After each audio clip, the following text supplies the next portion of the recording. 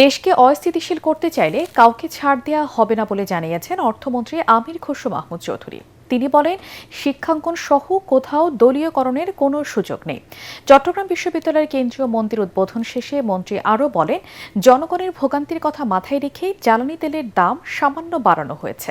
এদিকে ঠাকুরগাঁওয়ে এক অনুষ্ঠানে স্থানীয় সরকার মন্ত্রী মির্জা ফখরুল ইসলাম দাবি করেন, পর্যাপ্ত মজুদ থাকার পরও কিছু মানুষের অনৈতিক ব্যবসায় দেশে জ্বালানির সংকট তৈরি হচ্ছে। চট্টগ্রাম ও ঠাকুরগাঁও প্রতিনিধিকে সাথে নিয়ে রিপোর্ট করছেন মইনুল আহসান। আধিপত্য বিস্তারকে কেন্দ্র করে ক্ষমতাসীন ছাত্র সংগঠন ছাত্রদল ও ছাত্র শিবির নেতাকর্মীদের দ্বন্দ্ব সংঘর্ষের ঘটনায় উত্তপ্ত হয়ে উঠছে ঢাকা বিশ্ববিদ্যালয় সহ দেশের বিভিন্ন শিক্ষা প্রতিষ্ঠান। এমন পরিস্থিতিতে চট্টগ্রাম বিশ্ববিদ্যালয়ের কেন্দ্রীয় সরস্বতী জ্ঞান মন্দির উদ্বোধন অনুষ্ঠানে সাংবাদিকরা অর্থমন্ত্রীর কাছে সরকারের অবস্থান জানতে চান। অর্থমন্ত্রী আমির খসরু মাহমুদ চৌধুরী বলেন, দেশে অস্থিতিশীলতা সৃষ্টি করতে চাইলে কঠোর হাতে দমন করা হবে। এটা দল বলে কিছু নাই, সবসময় কিছু উচ্ছৃঙ্খল ব্যক্তি সমাজে থাকবে। এদেরকে বাংলাদেশের আইন এটা টেক কেয়ার করবে, আপনার নিশ্চিন্ত থাকতে হবে। আইনের বাইরে কেউ যাওয়ার কোনো সুযোগ নাই। আমরা পরিষ্কারভাবে বলছি, কোনো জায়গায় কোনো দলীয়করণ করার কোনো সুযোগ নাই। এইখানে স্থিতিশীলতা নষ্ট করবে এমন কোনো শক্তি, তারা যেই হোক, কাউকে এখানে ছাড় দেওয়া হবে না। আমি পরিষ্কার ভাষায় বলছি, কাউকে ছাড় দেওয়া হবে না। আমরা একটা স্থিতিশীল, সংবেদনশীল, সহনশীল রাজনীতির পথে চলছি বাংলাদেশে। জ্বালানি তেলের সংকট, ব্যাংক, শেয়ার বাজার সহ অর্থনৈতিক পরিস্থিতি মোকাবেলায় সরকার সর্বোচ্চ গুরুত্ব দিয়ে কাজ করছে বলে জানান অর্থমন্ত্রী।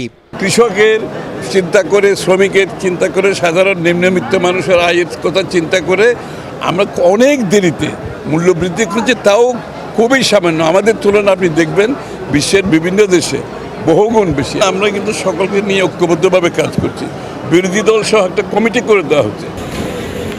এদিকে জ্বালানি তেল সরবরাহ নিয়ে সংকটের জন্য কিছু মানুষের অনৈতিক ব্যবসায়ী মনোভাবকে দায়ী করেছেন স্থানীয় সরকার মন্ত্রী ও বিএনপি মহাসচিব মির্জা ফখরুল ইসলাম আলমগীর। ঠাকুরগাঁও শহরের মির্জা রুহুল আমিন অডিটোরিয়ামে ঘূর্ণিঝড় ও শিলাবৃষ্টিতে ক্ষতিগ্রস্তদের মাঝে ঢেউটিন, চেক ও বরাদ্দপত্র বিতরণ অনুষ্ঠানে তিনি একথা বলেন। এই সমস্যাটা তেল কমের জন্য নয়, সরবরাহ কমার জন্য নয়, এই সমস্যাটা কিছুটা হচ্ছে তৈরি করা।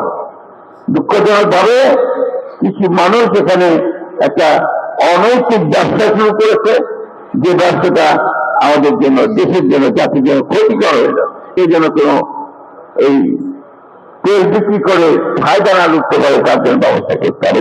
এ সময় বিভিন্ন সামাজিক ও ধর্মীয় প্রতিষ্ঠানের উন্নয়নে 294টি প্রকল্পের মাধ্যমে 14 কোটি 70 লক্ষ টাকার চেক বিতরণ করেন স্থানীয় সরকার মন্ত্রী।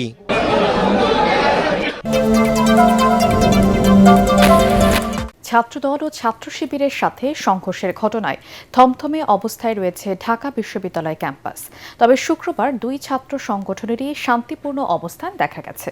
শিক্ষার্থীদের উপর হামলাকারীদের দ্রুত গ্রেপ্তার ও দৃষ্টান্তমূলক শাস্তির দাবি জানিয়েছেন ডাকসু ভিপি সাদিক কায়েম। সমতার রাজনীতি প্রতিষ্ঠার জন্য ক্যাম্পাসে সন্ত্রাসী কর্মকাণ্ড করা হলে দখল করতে আর দেয়া হবে না বলেও হুঁশিয়ারি দেয় বিভিন্ন ছাত্র সংগঠনের নেতারা। মনির হোসেন তপুর রিপোর্ট। সামাজিক যোগাযোগ মাধ্যমে ছড়ানো এক স্ক্রিনশট নিয়ে আবারও উত্তপ্ত ঢাকা বিশ্ববিদ্যালয় ক্যাম্পাস। ঢাকা বিশ্ববিদ্যালয়ের সলিমুল্লাহ মুসলিম হলের শিক্ষার্থী আবদুল্লাহ আল মাহমুদ দাবি করেন, ভুয়া স্ক্রিনশট দিয়ে অপপ্রচার চালিয়ে মবের শিকার হয়েছেন তিনি এবং তার সহপাঠীরা। পরিকল্পিতভাবে এই নাটক সাজানো হয়েছে উল্লেখ করে তিনি বলেন, ষড়যন্ত্রকারীদের মুখোশ উন্মোচন করতে হবে। আমার বিশ্ববিদ্যালয়ে, আমি একজন বিশ্ববিদ্যালয়ের রানিং স্টুডেন্ট হিসেবে আমার নিরাপত্তা দেওয়া, আমার কি দরকার, কি প্রয়োজন, অথবা আমাকে কীভাবে ফ্যাসিলিটেট করবে, তার বিপরীতে গিয়ে সম্পূর্ণ একটা ফেক এভিডেন্সের, ফেক বিষয়ের উপরে বিশ্ববিদ্যালয় আমাকে কারণ দর্শানোর নোটিশ দিয়েছে। অর্থাৎ দেশটা এখন এমন হয়ে গিয়েছে আপনার নাম করে যে কেউ যে জিনিস দিয়ে দিবে আর আপনাকে আপনার প্রতিষ্ঠান একটা কারণ দর্শানোর নোটিশ দিয়ে দিবে। আমি যদি ভুল হতাম তাহলে আমি তো থানায় গিয়ে তাদেরকে বলতাম না যে আমার ফোন ফরেনসিক করেন, আমি জিডি করতে আসছি। ডাকসুর ভিপি সাদিক কায়েম বলেন, শিক্ষার্থীদের নিরাপত্তা নিশ্চিত করতে এবং শিক্ষার সুষ্ঠু পরিবেশ বজায় রাখতে যে কোনো ধরনের অপশক্তিকে রুখে দিতে প্রস্তুত তারা। জুলাইয়ের এত রক্তের পরে যদি উপরের নির্দেশে এভাবে সবকিছু বৈধ হয়, তাহলে বাংলাদেশে আইন আছে বলে আমাদের কাছে আর কিছু মনে হয় না। আমরা এখনও সহনশীলতার পরিচয় দিচ্ছি, আমরা ক্যাম্পাসের মধ্যে শান্তি চাই। আমরা আশা রাখবো ছাত্রদল এই সমস্ত সন্ত্রাসীদের বিরুদ্ধে ছাত্রদল ব্যবস্থা গ্রহণ করবে। যেহেতু ক্যাম্পাসের শিক্ষার্থীদের মাঝে তাদের কোনো অবস্থান নাই, তারা আবার সেই ক্ষমতার রাজনীতির মাধ্যমে এই ক্যাম্পাসগুলোতে তারা শিক্ষার্থীদের মধ্যে ভয়ভীতি তৈরি করার মাধ্যমে তারা ক্যাম্পাসে তাদের রাজনীতি বিনির্মাণ করতে চায়।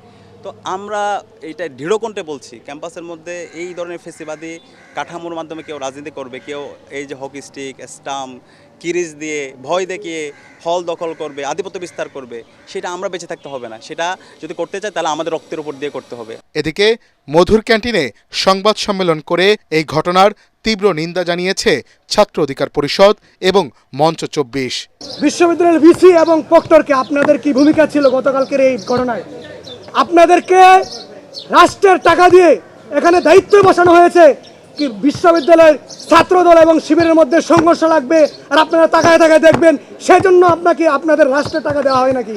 গতকালকের ঘটনায় যারা জড়িত এদের সর্বোচ্চ বিচার নিশ্চিতের দাবি জানাচ্ছি। ক্যাম্পাসের শান্তিপূর্ণ পরিবেশের জন্য জরুরি সভার ডাক দেয় ছাত্রদল। যে কোনো পরিস্থিতিতে উস্কানিতে পা দেয়া যাবে না বলে জানান দলের নেতারা। শিক্ষাঙ্গনে যেন অস্থিরতা তৈরি না হয় সে বিষয়ে সবাইকে সজাগ থাকার আহ্বান জানিয়েছেন ক্ষমতাসীন ছাত্র সংগঠনটির নেতারা। এদিকে শনিবার নিরাপদ ও শান্তিপূর্ণ ক্যাম্পাসের দাবিতে গণমিছিলের ডাক দিয়েছে ছাত্র অধিকার পরিষদ। ছাত্রদলকে সংযত হওয়ার আহ্বান জানিয়ে জামাতের সেক্রেটারি জেনারেল মিয়া গোলাম পরওয়ার বলেছেন, যারা 17 বছর দেশের বাইরে ছিল তারাই গুপ্ত। অন্তর্বর্তী সরকারের অনেক গুপ্ত উপদেষ্টা এখন এই সরকারের মন্ত্রী। সকালে ঝিনাইদহ শহরে জোহান ড্রিম ভ্যালি পার্কে জামাতের ওয়ার্ড সভাপতি সম্মেলনে তিনি এসব কথা বলেন। জুলাই সনদ বাস্তবায়ন না হওয়া পর্যন্ত সংসদ রাজপথে আন্দোলন চলবে বলেও হুঁশিয়ারি দেন মিয়া গোলাম পরওয়ার।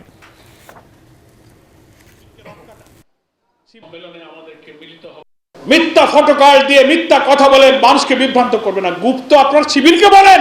জনগণ যদি বলে যে 17 বছর যারা দেশে না থেকে এখন আসছে তারাই গুপ্ত ছিল, জনগণ যদি বলে সরকারের মধ্যে উপদেষ্টায় লুকিয়ে থেকে তারা এখন পররাষ্ট্রমন্ত্রী হয়েছে, আপনি গুপ্ত। বিশ্ববিদ্যালয়গুলোতে ছাত্রদলের নেতারাই তো বলছে আমরা 17 বছর বিশ্ববিদ্যালয়ে কোনো রাজনীতি করতে পারি না, এখন কোথা থেকে উঠল? তাহলে আপনারাও গুপ্ত। আধিপত্যবাদ আর ফ্যাসিবাদকে জাতি কখনোই বরদাস্ত করবে না মন্তব্য করেছেন বিরোধী দলের নেতা ও জামাতের আমির ডক্টর শফিকুর রহমান। রাজধানীর সোহরাওয়ার্দী উদ্যানে বাংলাদেশ খেলাফত মজলিসের গণসমাবেশে তিনি আরও বলেন, জনগণের গণরায় বাস্তবায়ন না হওয়া পর্যন্ত আন্দোলন চালিয়ে যাবে 11 দলীয় ঐক্য। এ সময় জনগণের সাথে গাদ্দারি করে সরকার বেশি দিন টিকে থাকতে পারবে না বলেও হুঁশিয়ারি 11 দলের শীর্ষ নেতার। বলেন, বিশ্ববিদ্যালয় ক্যাম্পাসগুলো সন্ত্রাস সৃষ্টি করার চেষ্টা করা হলে এর দায় সরকারকেই নিতে হবে বলেও হুঁশিয়ারি দেন তারা। খায়রুল ইসলামের রিপোর্ট। গণভোটের রায় বাস্তবায়নের দাবিতে গণসমাবেশের আয়োজন করে বাংলাদেশ খেলাফত মজলিস। শুক্রবার বা জুমার রাজধানীর এই সমাবেশে যোগ দিতে সারা দেশ থেকে নেতাকর্মীরা আসেন সোহরাওয়ার্দী উদ্যানে। একই মঞ্চে আসেন 11 দলীয় ঐক্যের শীর্ষ নেতারা। দুঃখের বিষয়, তার নিজের দলের নেতাকর্মীরাই তার কথা শুনেন না। 11 দলের নেতারা অভিযোগ করেন, বিএনপি গণভোটের রায়কে বাস্তবায়ন করতে চায় না। নেতারা হুঁশিয়ারি দিয়ে বলেন, জনগণের প্রত্যাশিত জুলাই সনদ বাস্তবায়ন না হলে আরেকটি গণঅভ্যুত্থান হবে। আল্লামা মামুনুল্লাহ পার্লামেন্ট থেকে রাজপথে আরো শক্তিশালী হবে ইনশাআল্লাহ। আমরা এক আল্লাহ ছাড়া কাউকে ভয় পাই না। এ সময় এনসিপির আহ্বায়ক ও বিরোধী দলীয় চিফ হুইপ নাহিদ ইসলাম বলেন, দাবি আদায় না হলে আবারও উত্তপ্ত হবে রাজপথ। বাংলাদেশের জনগণ, বাংলাদেশের ধর্মপ্রাণ দেশপ্রেমিক মানুষ এই নতুন করে জেগে ওঠা স্বৈরতন্ত্র, পুরনো বন্দোবস্ত, পুরনো সংস্কৃতিকে যারা টিকিয়ে রাখতে চায় তাদেরকে কোনোভাবেই প্রশ্রয় দেবে না। জামায়াতের আমির ও বিরোধী দলীয় নেতা ডাক্তার শফিকুর রহমান বলেন, আধিপত্যবাদ ও ফ্যাসিবাদদের বিরুদ্ধে কঠোর অবস্থান নিয়েছে বিরোধী দল। সরকার জাতির সাথে বিশ্বাসঘাতকতা করছে বলে অভিযোগ তার। আমাদের যে যুব সমাজ, যে শ্রমিক সমাজ, যে কৃষক সমাজ, আপামর জনগণ, এমনকি 4 বছরের শিশু জীবন দিয়ে আমাদেরকে ঋণী করে গিয়েছে। আমরা তাদেরকে কথা দিচ্ছি, আমরা তোমাদের সাথে বেঈমানি করব না। তোমাদের স্বপ্ন বাস্তবায়নে আমরা অবিচল সামনে এগিয়ে যাব ইনশাআল্লাহ। সভাপতির বক্তব্যে বাংলাদেশ খেলাফত মজলিসের আমির মাওলানা মামুনুল হক নতুন কর্মসূচির ঘোষণা দেন। বলেন, জুলাইকে অস্বীকার করার সুযোগ নেই। বাংলাদেশের বিভিন্ন শিক্ষাঙ্গনগুলোতে, ঢাকা বিশ্ববিদ্যালয় সহ বিভিন্ন শিক্ষাঙ্গনগুলোতে অস্ত্রের ঝঞ্ঝনানি শুরু করেছেন। স্থানীয় ছাত্র নেতৃবৃন্দের উপর যেভাবে ছাত্রলীগের হেলমেট লীগের মতো ভূমিকায় অবতীর্ণ হয়েছে, এই ধারা যদি অব্যাহত থাকে এর দায় সম্পূর্ণ সরকারকে গ্রহণ করতে হবে। বাংলাদেশে আর কখনো একদলীয় আধিপত্যবাদ মেনে নেওয়া হবে না বলেও হুঁশিয়ারি দেন 11 দলীয় জোটের নেতারা। ঐক্যবদ্ধভাবে সংস্কার বিরোধী সরকারকে মোকাবেলা করা হবে বলে জানিয়েছেন এনসিপির আহ্বায়ক ও জাতীয় সংসদের চিফ হুইপ নাহিদ ইসলাম। তিনি বলেন, ব্যাংক লুটের পরিবেশ তৈরি করে দিচ্ছে বিএনপি সরকার। রাজধানীর আইটিবিতে এনসিপিতে যোগদান অনুষ্ঠানে এসব কথা বলেন তিনি। এদিন এনসিপিতে যোগ দেন সাবেক যুবদল নেতা ইসাক সরকার সহ বেশ কয়েকজন জুলাই যোদ্ধা। এ সময় দলের কেন্দ্রীয় নেতারা বলেন, নতজানু পররাষ্ট্রনীতির কারণে গণভোটের বিরুদ্ধে অবস্থান নিয়েছে সরকার। মিজান শাহজাহানের রিপোর্ট। জুলাই যোদ্ধাদের নেতৃত্বে গড়া রাজনৈতিক দল জাতীয় নাগরিক পার্টি এনসিপিতে যোগ দিয়েছেন বিএনপি নেতা ইসাক সরকার, শেরেবাংলা একে ফজলুল হকের নাতি ফেরসামিন হক ইকবাল, জুলাই যোদ্ধা নুরুজ্জামান কাফি ও মহিউদ্দিন রনি। দলের আহ্বায়ক নাহিদ ইসলাম তাদের বরণ করে নেন। এ সময় ইসাক সরকার বলেন, আবারও মাঠে নামতে হবে, এনসিপির নেতৃত্বেই কাঙ্ক্ষিত মুক্তি আসবে।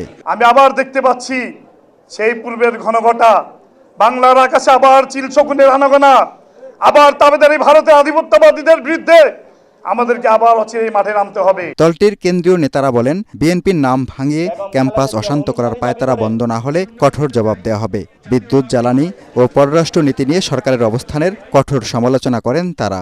বেগম খালেদা জিয়ার অনুসারী দাবি করে, ভুয়া অনুসারী দাবি করে যারা গণতান্ত্রিক প্রক্রিয়াকে বিনষ্ট করার জন্য বাংলাদেশে নতুন করে ষড়যন্ত্র করছে, আমরা তাদেরকে বলবো, অতীত স্মরণ করুন। আমাদের দুঃখ হয়, আমাদের লজ্জা হয়, বিএনপি কেন শুধু লোডশেডিং এর কথা বলে, কেন লোডশেডিং বন্ধ করে বিদ্যুৎ নিশ্চিতের কথা তারা বলতে পারে না। তাদের কথা আর আওয়ামী লীগের কথার মধ্যে আমরা আর কোনো পার্থক্য দেখতে পাচ্ছি না।